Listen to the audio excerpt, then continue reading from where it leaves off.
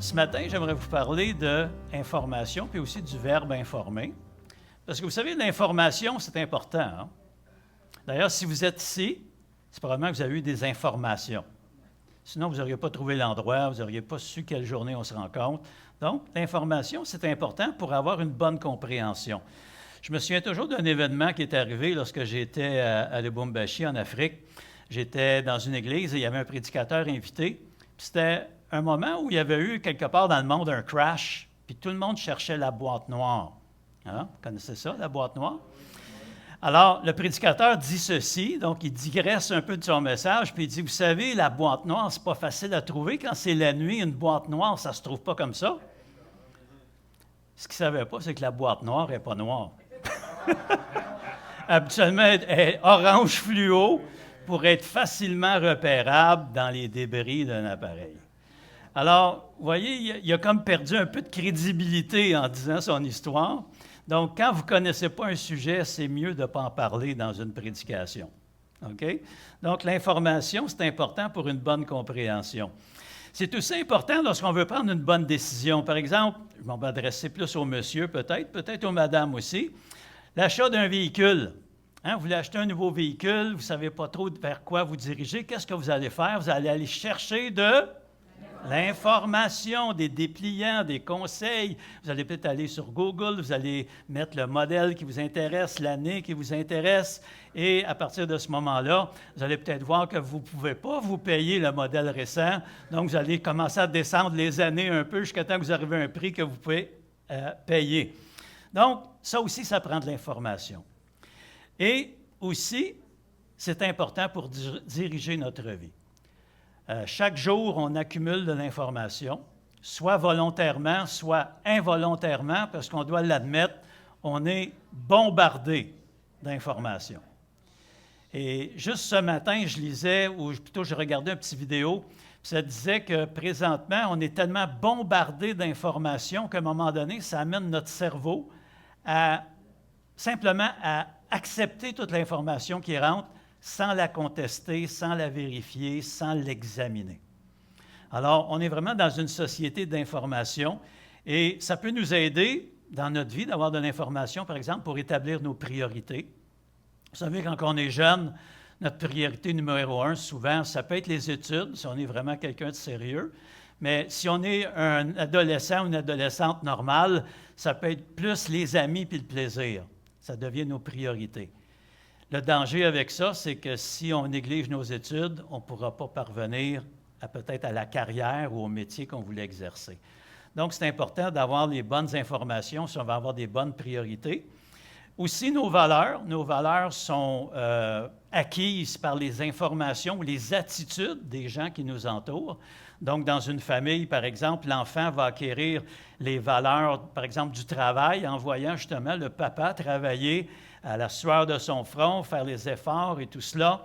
Et il va comprendre que c'est une nécessité d'avoir un cœur vraiment disposé au travail. Et ça peut influencer nos valeurs, les valeurs familiales aussi. Souvent, les familles qui étaient bien soudées, bien unies, lorsque ces gens-là vont se marier, ils vont chercher à recréer une famille bien unie, bien soudée. Et ça influence même nos croyances. D'ailleurs, chacun de nous, je pense que la plupart d'entre nous, on n'est pas nés nécessairement dans une famille chrétienne. Donc, on a dû avoir une information pour que notre croyance, notre système de pensée par rapport à ce monde, par rapport à l'au-delà, puisse être modifié. Je ne sais pas si vous le savez, mais évangéliser, c'est informer. Amen. On informe les gens de quelque chose qu'ils probablement soit ignorent ou qu'ils pensent que ce n'est pas important. Donc, ils ont peut-être connu, mais ils ont mis de côté. Alors, évangéliser, c'est informer. Alors, j'étais content le dimanche passé quand le frère Raymond Lemieux était avec nous et qu'il a un peu ouvert le chemin en disant « Avancez, faites un pas de plus en avant, témoignez aux gens, ouvrez la bouche quand l'occasion se présente. » Et je dis « Merci Raymond, tu as mis la base pour mon message pour dimanche prochain, parce que je voulais parler de cette idée, évangéliser, c'est informer. » Le mot « informer » apparaît dans la parole de Dieu, dans Colossiens 1, verset 9. L'apôtre Paul dit « C'est pour cela que nous aussi, depuis le jour où nous en avons été informés, nous ne cessons de prier Dieu pour vous et de demander que vous soyez remplis de la connaissance de sa volonté en toute sagesse et intelligence spirituelle.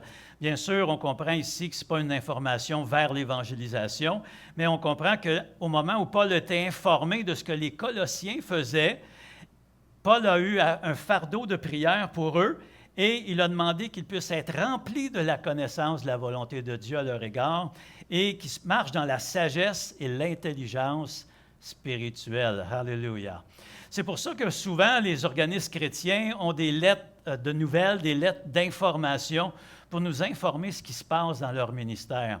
Quand on apprend, par exemple, que dans certains pays, il y a de la persécution, des frères et sœurs qui, juste à cause de leur foi, sont mis en prison et sont même parfois tués, eh bien, on peut faire comme Paul, ayant été informés, nous ne cessons maintenant de prier pour l'Église persécutée. Alléluia. J'ai un petit passage pour vous ici. Je ne sais pas si vous connaissez ça, ce verset-là. Jean 3,16, quasiment aucun chrétien connaît ça, ce verset-là. Mais j'aimerais vous poser une question, parce qu'on le connaît, on peut le citer par cœur sans regarder l'écran. « Car Dieu a tant aimé le monde qu'il a donné son Fils unique, afin que quiconque croit en lui ne périsse point, mais qu'il ait la vie éternelle. » Alléluia! J'aimerais vous poser la question ce matin, pourquoi est-ce que ce verset-là, en particulier, c'est probablement le verset le plus traduit et le plus connu dans le monde entier?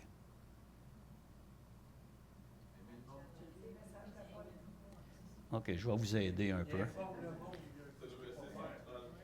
Quelles sont les informations que nous donnons aux gens par ce verset? Alors, commençons. Car, ça, on peut le passer. Mais ça commence avec Dieu. Ce verset-là, elle n'essaie pas d'expliquer l'existence de Dieu, elle n'essaie pas de faire croire aux gens l'existence de Dieu. Il fait juste affirmer Dieu. Donc, ça, c'est une très bonne information dès le départ. Quelle est l'information qui suit? Il a aimé.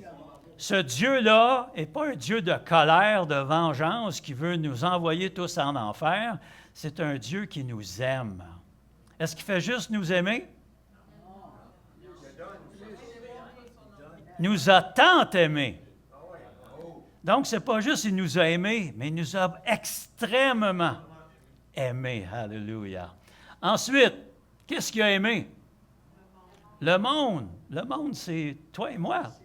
Hein, c'est sa création, c'est tout ce qu'il a fait. Dieu a aimé le monde qu'il a créé. Et qu'est-ce qu'il a fait parce qu'il a aimé? Il a donné.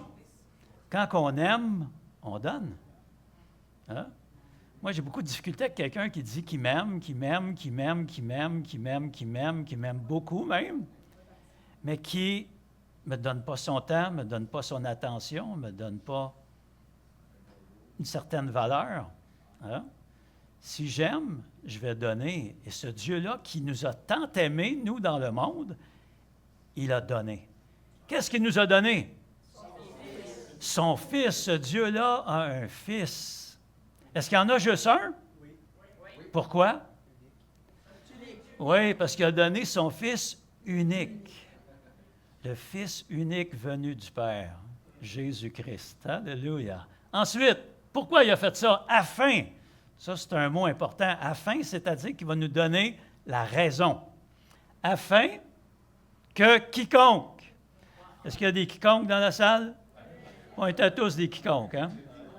Mais on est devenus des quelqu'un en Jésus-Christ. Alléluia. Quiconque fait quoi? Il faut croire.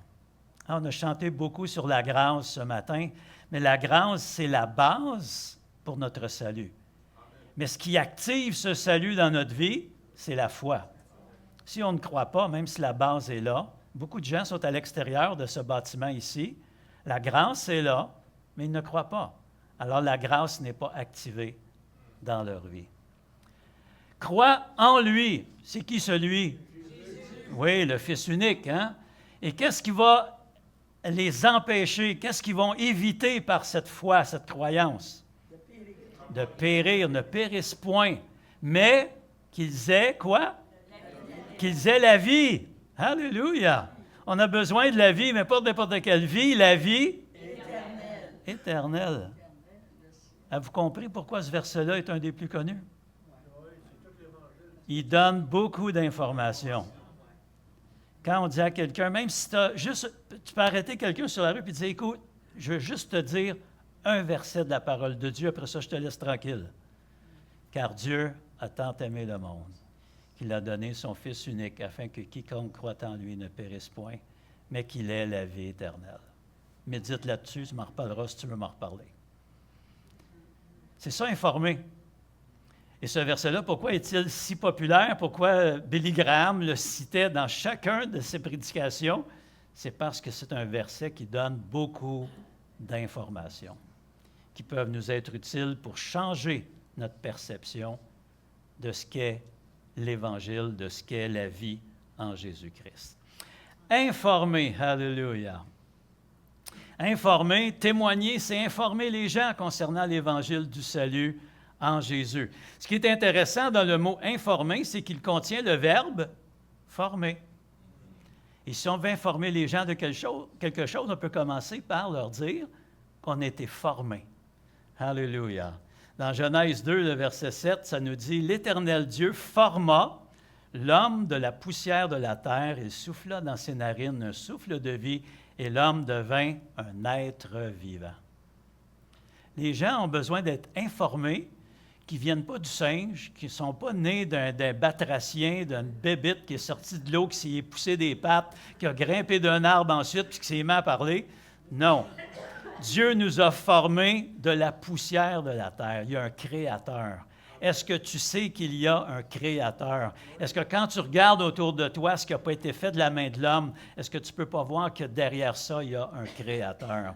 Donc, on peut ramener les gens à des choses essentielles. Parce qu'en fait, tout commence avec Dieu, que ce soit la création, que ce soit l'humanité, que ce soit même notre rédemption, notre salut. C'est Dieu constamment qui prend l'initiative pour venir vers nous.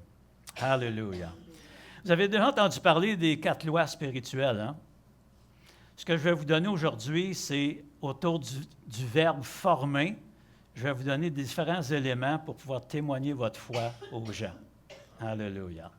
Alors, j'ai commencé avec « informer », ça c'était mon premier. Le verbe « former ». Mais qu'est-ce qui est arrivé dans le Jardin d'Éden? Malheureusement, on a été déformés. Dieu nous a formés. Et d'ailleurs, quand on dit ça aux gens, Dieu nous a formés, Dieu est le créateur de toutes choses. Puis là, le monde va vous dire, comment ça se fait que si Dieu est là et est plein d'amour, le monde va si mal? Et là, on peut passer à notre deuxième élément. Dieu nous a formés, mais on a été déformés. Dans Genèse 3, versets 9 à 11, ça dit, « Mais l'Éternel Dieu appela l'homme et lui dit, « Où es-tu? » Il répondit, « J'ai entendu la voix dans le jardin, j'ai eu peur parce que je suis nu et je me suis caché. » Et l'Éternel Dieu dit, « Qui t'a appris que tu es nu? Est-ce que tu as mangé de l'arbre dont je t'avais défendu de manger? » Alors, qu'est-ce qui est arrivé? C'est que le péché ou la désobéissance a déformé notre perception de Dieu. Vous savez qu'avant cet épisode-là, vers le soir, tous les soirs, Dieu marchait avec Adam et Ève dans le Jardin d'Éden. Est-ce qu'il avait peur? Est-ce qu'il savait qu'il était nu? Est-ce que c'était un problème? Non, il n'y avait aucun problème. Mais le péché, la désobéissance a déformé, pas Dieu, mais notre perception de Dieu. Maintenant, l'homme se cache. Maintenant, l'homme a peur. On a peur de ce Dieu-là. Et non seulement on a déformé par le péché notre perception de Dieu, mais même de nous-mêmes. Il s'est aperçu qu'il était nu, puis il en avait honte. Ils ont voulu abriter leur nudité. Donc, notre relation avec Dieu a été brisée et son image en nous a été abîmée, déformée. On pourrait dire, elle a été obscurcie, en fait, par les ténèbres qui sont venues sur nous. Au début de ma vie chrétienne, j'étais encore assez jeune dans la foi, puis j'étais marié. On venait d'acheter notre première voiture, un Ford Custom 1973. Puis malheureusement, on n'était pas en 73 quand je l'ai acheté, donc c'était un vieux bazou. Puis, vous savez, à cette époque-là, les voitures avaient des pare-chocs en chrome. vous souvenez de ça? Aujourd'hui, ça n'existe plus, là, mais dans ce temps-là, on aimait ça du chrome. Puis, malheureusement, mon pare-choc, on ne pouvait même plus se voir dedans, tellement que c'était brouillé par la saleté, par toutes sortes de choses. Fait que j'avais pris un produit, je pense qu'on appelle ça du Brasso, et j'ai commencé à frotter mon pare-choc. Puis plus que je le frottais, plus qu'il commençait à être éclatant, puis plus je commençais à me voir dans le pare-choc. Donc, j'ai appelé ça la parabole du pare-choc. Notre image est déformée à cause du péché. Mais si on applique sur nos vies le sang de Jésus et qu'on frotte un peu, notre image va réapparaître et l'image de Dieu sera plus déformée en nous. Alléluia. Bon, faites-en pas parole de l'Évangile, là, c'est juste un exemple que je vous donne. Donc, on a été formés, on a été déformés, et à cause de cette déformation-là, l'homme en général ressent un vide profond dans sa vie. Regardez tout le monde qui vous entoure, il y a tout le temps quelque chose après lequel ils courent. Ils font des efforts. Ça peut être la popularité, ça peut être la richesse, ça peut être le standing social, ça peut être toutes sortes de choses, mais tout le monde cherche à combler un vide profond qu'ils n'arrivent pas à identifier et ils ne réalisent pas que le lien vital entre leur Créateur a été brisé. C'est un peu comme si on avait coupé le cordon ombilical entre Dieu et nous. Et les gens sont à la recherche de combler ce vide. Ils se rendent compte qu'il y a une déformation, ils se rendent compte qu'il y a quelque chose qui ne fonctionne pas. Mais ils vont essayer par leur propre force pour apporter une réponse humaine à ce problème qui est spirituel. Et pour faire cela, il y a 3 réponses possibles pour mieux gérer ce vide intérieur. Et le premier, c'est se conformer. Alors, vous allez remarquer que tout est avec le mot « former ». Hein? Informer, former, déformer, conformer, puis je n'ai pas fini, j'en ai d'autres. OK? Le monde va nous dire, voyons donc, tout le monde le fait. Fais-le donc. Hein? On est appelé à se conformer, on est appelé à se lever quand le monde se lève, à s'asseoir quand il s'assoit, à se taire quand tout le monde se tait. On est conditionné à ces choses-là. Et aussi, la pression sociale de notre entourage. Ça, c'est intéressant parce que beaucoup d'études, surtout en psychologie communautaire ou relationnelle ou comportementale, ils ont fait des expériences. C'est incroyable de voir comment on s'adapte à une situation sans même comprendre. On va faire les gestes qu'on voit faire autour de nous. C'est pour ça que c'est dangereux des fois dans les assemblées chrétiennes. Tout le monde a les mains en l'air, on loue le Seigneur. Quelqu'un peut lever ses mains, puis il n'a aucune idée de ce qu'on est en train de faire. Fait que lui, peut-être qu'il est en train de penser à sa game de hockey d'hier, que le Canadien a perdu. Bon, je ne suis pas prophète, là, mais peut-être la prochaine saison du Canadien va être meilleure. À ceux qui aiment le sport. Mais souvent, la pression de notre entourage. Je vous donne un exemple. Ils ont fait une expérimentation. Ils ont mis des chaises comme ça dans une salle. Les gens, il y avait 4-5 personnes assises. Puis là, il y a quelqu'un qui rentre. Puis là, il y a un timbre qui se fait entendre, un son qui se fait entendre. Tout le monde se lève. Puis il se rassoit. La personne, au début, elle regarde ça, puis elle dit, ils sont malades, là, c'est quoi cette affaire-là? Mais la sonnette vient encore, tout le monde se lève. Puis là, bien, elle se sent mal de rester assis, fait qu'elle se lève. Elle ne sait pas pourquoi le monde se lève, mais elle va les imiter, parce qu'on est tendance à faire comme les autres font autour de nous, à se conformer. C'est probablement pour ça que Paul a dit dans Romains 12, verset 2, « Ne vous conformez pas au siècle présent. » En tant qu'enfant de Dieu, notre réponse, c'est de ne pas se conformer à ce siècle présent, alors que les gens qui nous entourent le font souvent. Ils vont se conformer. Même s'ils ne sont pas d'accord, même s'ils ont des opinions différentes, ils vont se conformer à ce qui se passe autour d'eux. Une autre chose aussi, pourquoi on se conforme, c'est que souvent, on se compare aux autres en vue de se justifier devant Dieu. On va voir ça un petit peu plus loin. Mais parfois, on essaie de vraiment se comparer. Donc, je ne suis pas aussi pire que lui. Lui, il le fait, je le fais. Hein? C'est pas voler un voleur. Mais non. Hein?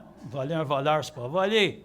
Hein? Voler le gouvernement, il nous vole déjà, c'est pas voler. Bon, vous comprenez ce que je veux dire. Conformer. Qu'est-ce qui pourrait suivre après conformer? Réformer. Ah ah! Réformer, c'est intéressant parce que c'est redonner une forme, hein? Réformer. Ce verbe englobe nos tentatives humaines pour le changement et ça l'inclut même nos bonnes résolutions du Nouvel An. Hein? Le Nouvel An s'en vient, dans 4 mois, on va faire nos résolutions du Nouvel An. Hein? Cette année, je vais...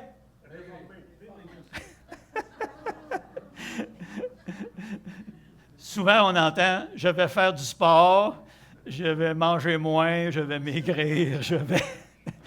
Et combien de temps ça dure?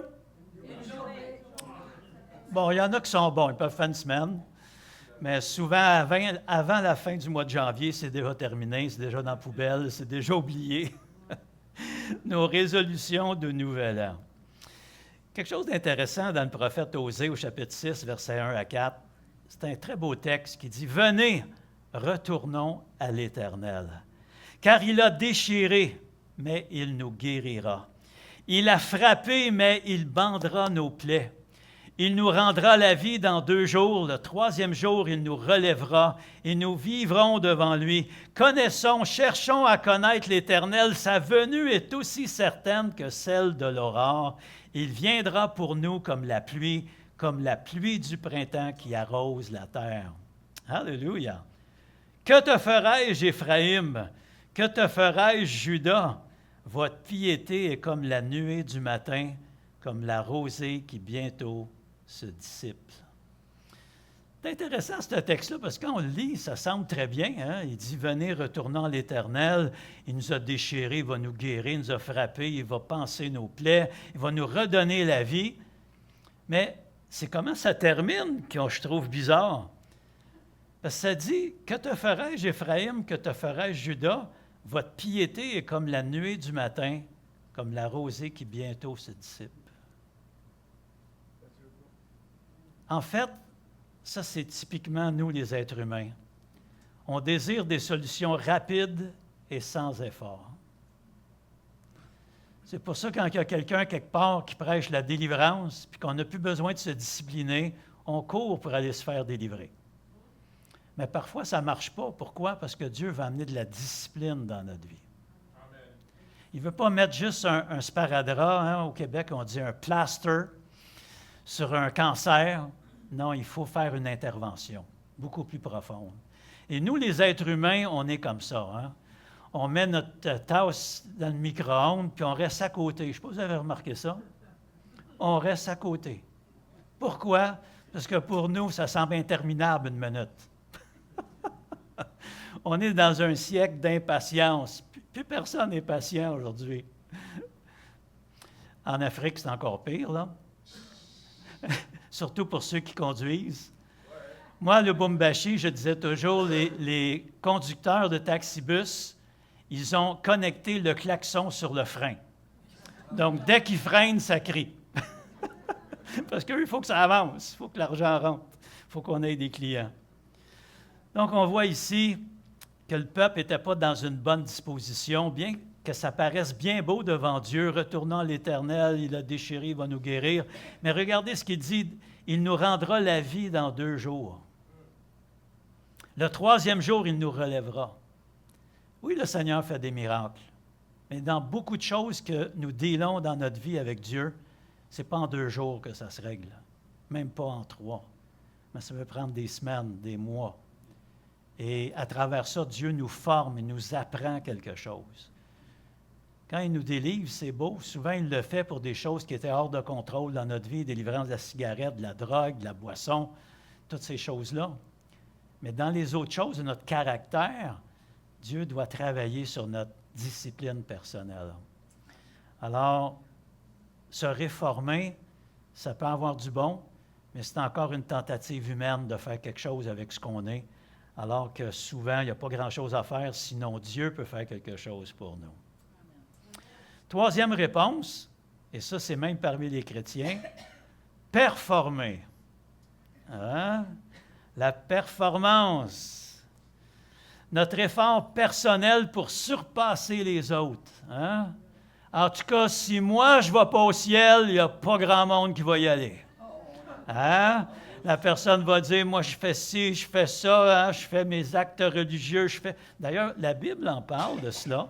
Dans Luc 18, versets 10 à 14, Jésus mentionne « Deux hommes montèrent au temple pour prier. L'un était pharisien et l'autre publicain. Le pharisien debout priait ainsi en lui-même « Ô Dieu, je te rends grâce de ce que je ne suis pas comme le reste des hommes qui sont ravisseurs, injustes, adultères, ou même comme ce publicain. Je jeûne 2 fois la semaine, je donne la dîme de tous mes revenus. » Le publicain, se tenant à distance, n'osait même pas lever les yeux au ciel, mais il se frappait la poitrine en disant « Ô Dieu, sois apaisé envers moi qui suis un pécheur. » Jésus dit, je vous le dis, celui-ci descendit dans sa maison justifié plutôt que l'autre, car quiconque s'élève sera abaissé, et celui qui s'abaisse sera élevé. Alléluia. On a un bel exemple ici. Vous savez que les pharisiens, c'était la secte la plus stricte dans le judaïsme. Paul faisait partie des pharisiens. Il était un pharisien né de pharisien, c'est-à-dire que ses parents, son père était aussi pharisien. Et le publicain, c'était les gens qui étaient à la solde de Rome pour ramasser les taxes. Alors, bien sûr, il était méprisé. C'était des traîtres à la patrie, traîtres à la foi, traîtres à la nation d'Israël. Et Jésus met ces deux personnes qui sont vraiment antagonistes, c'est-à-dire qui sont complètement à l'opposé l'une de l'autre, il les met ensemble dans le temple et il nous montre le raisonnement de chacun d'entre eux. Et on comprend très bien que le pharisien mise sur la performance. Qu'est-ce qui nous montre ça dans le texte? Qu'il mise sur la performance. C'est ça, il va dire, je jeûne 2 fois la semaine. Pas juste une fois, là. 2 fois la semaine. Moi, j'aimerais vous dire que je jeûne 7 fois la semaine. À toutes les nuits, quand je me lève le lendemain, je déjeune. Ça veut dire que j'ai jeûné toute la nuit. Donc, je surpasse celui-là. Vous voyez la performance, comme on peut se trouver des choses qui nous valorisent. Il donnait la dîme de tous ses revenus. Ça, on n'était pas là dans son compte de banque pour vérifier, hein? Mais c'est ce qu'il dit. Mais le publicain, lui, qu'est-ce qu'il fait? Il se frappe la poitrine. Ça ne vous rappelle pas quelque chose, ça? Oui, les anciens catholiques, là, vous devriez tous vous souvenir de ça. Seigneur, je ne suis pas digne de te recevoir, me dis seulement une parole et je serai guéri. Donc, on a mêlé 2-3 histoires de la Bible dans une même confession. Parce que, Seigneur, je ne suis pas digne de te recevoir, c'est le centurion qui a dit ça à Jésus. Hein? Mais ici, c'est le publicain qui se frappe la poitrine. Mais c'était quand même pas mauvais ce qu'on disait. Mais est-ce qu'on le mettait en pratique? Ça, c'est une autre histoire. Mais ici, il dit, Dieu, sois apaisé envers moi, je reconnais que je suis un pécheur, j'ai besoin de ta grâce, je dépends de ta grâce, je ne mérite rien. Et là, on est dans la bonne position pour recevoir de la part de Dieu. Mais n'est-ce pas qu'en tant que chrétien, c'est dangereux pour nous de tomber dans la performance aussi? On voit tellement de cela aujourd'hui, que ce soit au niveau musical, que ce soit au niveau de prédication, performer. Est-ce que c'est ça que Dieu a comme solution pour nous, performer? Non. J'ai lu un bon article, c'est peut-être écrit un peu petit pour vous, mais je vais vous lire les choses essentielles. On donne un exemple, on dit la performance fait partie de la foi dans un certain sens, mais pas performance dans le sens qu'on le comprend. Mais la Bible appelle ça les fruits. C'est-à-dire qu'une vie chrétienne devrait produire du fruit. Un grain peut en donner 30, un autre 60, un autre 100. Jésus a parlé de cela, qu'on devait faire fructifier les choses qu'il a remises entre nos mains, que ce soit nos talents naturels, que ce soit nos biens. On doit faire fructifier cela pour le royaume de Dieu. Donc, il y a une certaine idée de performance dans l'idée du fruit. Mais dans la relation avec Dieu, il n'y a aucune place pour la performance. Amen. La Bible nous dit ici que la relation personnelle avec Dieu, c'est ça que la Bible met l'accent, plutôt qu'une série d'actions à accomplir. Quand vous êtes devenu chrétien, il n'y a personne qui est arrivé devant vous avec une liste. Voici les choses que tu dois faire, voici les choses que tu ne dois pas faire, et tu coches au fur et à mesure. Non, ce n'est pas comme ça la vie chrétienne. On vous a sûrement dit, prie, lis la Bible à tous les jours, puis attache-toi à Jésus. Lui, il va te montrer ce que tu dois faire. C'est ça la vie chrétienne. Dieu valorise la relation avec lui plus que la simple performance. Il ne cherche pas uniquement des actions, mais un cœur qui lui est ouvert.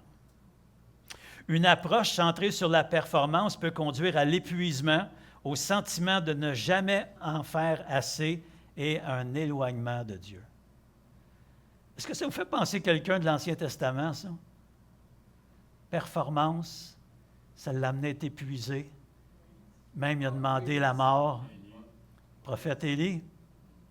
Hein, il a fait la performance sur le mont Carmel, seul contre 450 prophètes de Baal, 400 prophètes d'Astarté.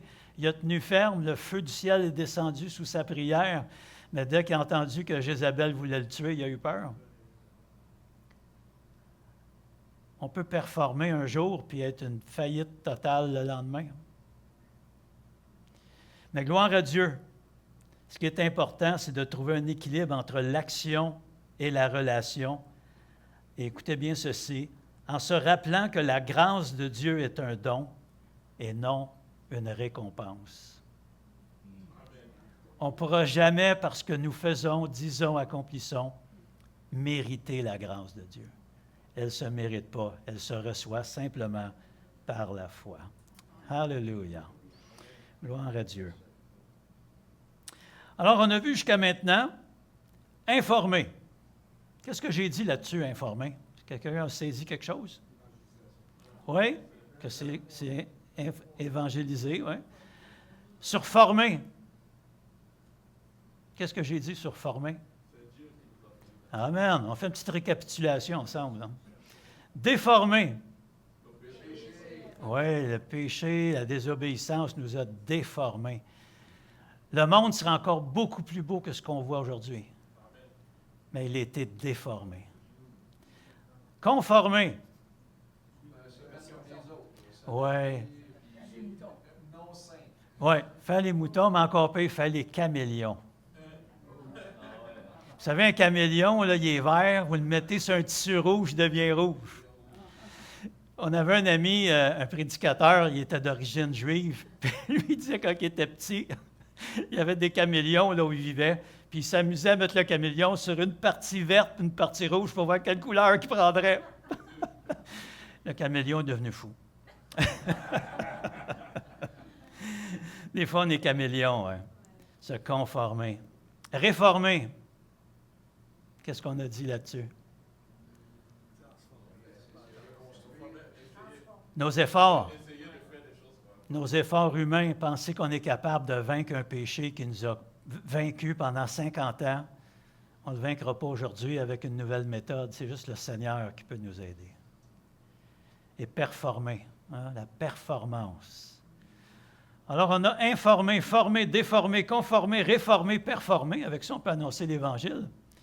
Mais la seule solution à tout ça, on va terminer avec le 7e verbe.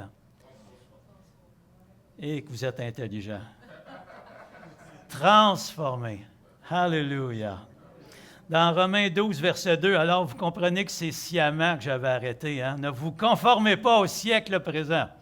J'ai arrêté là, parce que mon 7e point est après, mais soyez transformés. Changez de forme. Alléluia. Ce n'est pas juste reprendre une forme, c'est de changer de forme, transformer par le renouvellement de l'intelligence, afin que vous discerniez quelle est la volonté de Dieu, ce qui est bon, agréable et parfait. Dieu ne veut pas que l'on se conforme, que l'on se réforme, que l'on performe. Il veut nous transformer. Alléluia.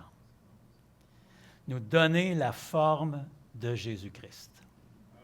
Parce que quand on regarde le fruit de l'Esprit, c'est le caractère de Christ qui veut être produit en nous. C'est le but de l'Évangile, recevoir Christ dans notre vie, mais aussi lui ressembler toujours plus dans cette vie. D'ailleurs, le mot chrétien, qui était à l'époque un terme péjoratif, parce que ce n'est pas les chrétiens qui se sont appelés eux-mêmes chrétiens, c'est les païens qui ont appelé les disciples de Christ. Vous êtes des chrétiens, vous êtes des petits Christ, vous essayez d'imiter Christ, vous parlez comme Christ, vous nous donnez les paroles de Christ. Donc, vous êtes apparentés à part entière à lui. Et c'était comme un surnom qu'on leur donnait pour les mépriser, mais c'est devenu un titre de gloire. Malheureusement, ce terme chrétien, avec le temps, est devenu fade. Beaucoup de gens sont chrétiens aujourd'hui, mais est-ce qu'ils sont disciples de Jésus-Christ?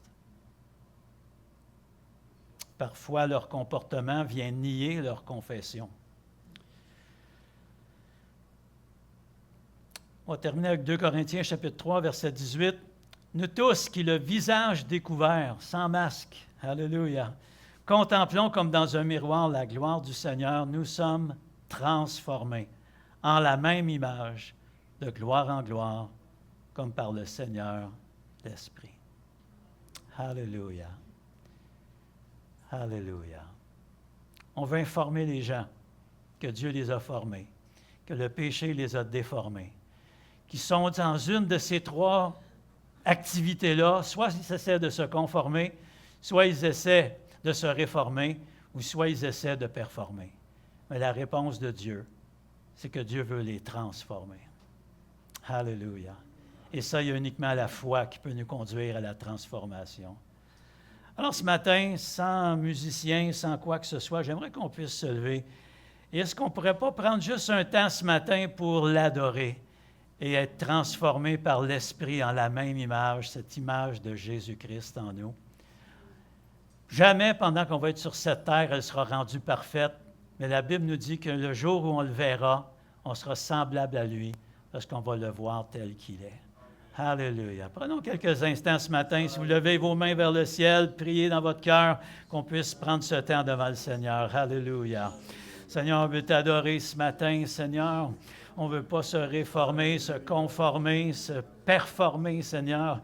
Mais on demande ton assistance, ô Dieu, par ton Saint-Esprit. Transforme-nous, Seigneur, de gloire en gloire. Lorsqu'on contemple ta gloire, ton visage, Seigneur, on veut être transformé en la même image, Seigneur. Alléluia. Viens remplir nos vies ce matin, Seigneur. Viens réaffirmer ce désir que nous avons, Seigneur, de ne pas prendre les efforts de ce monde, les efforts personnels, les efforts de la chair, Seigneur, pour te plaire, mais on veut être transformé par le renouvellement de notre intelligence, Seigneur. On veut être transformé par le renouvellement de l'Esprit, Seigneur. Viens au milieu de ton peuple, Seigneur, qu'on puisse être des épîtres lues, Seigneur, pour ceux qui nous entourent. Alléluia. Béni soit ton nom, Seigneur. Alléluia. Merci, Seigneur Jésus. Alléluia. Alléluia. Alléluia. Alléluia. Merci, Seigneur. Merci, Seigneur Dieu. Alléluia. Père éternel, nos cœurs s'élèvent vers toi parce qu'on veut, Seigneur, que tu sois la source de notre transformation, Seigneur. Merci éternel parce que tu peux l'accomplir. Tu l'as fait, Seigneur, et tu le feras encore. Merci que chaque jour, lorsqu'on lève les yeux vers toi, lorsqu'on lit ta parole, lorsqu'on reste sensible à ton esprit, Seigneur, tu nous diriges, tu renouvelles nos pensées, notre intelligence, Seigneur, et tu nous amènes à avoir en nous le caractère et la pensée de Christ.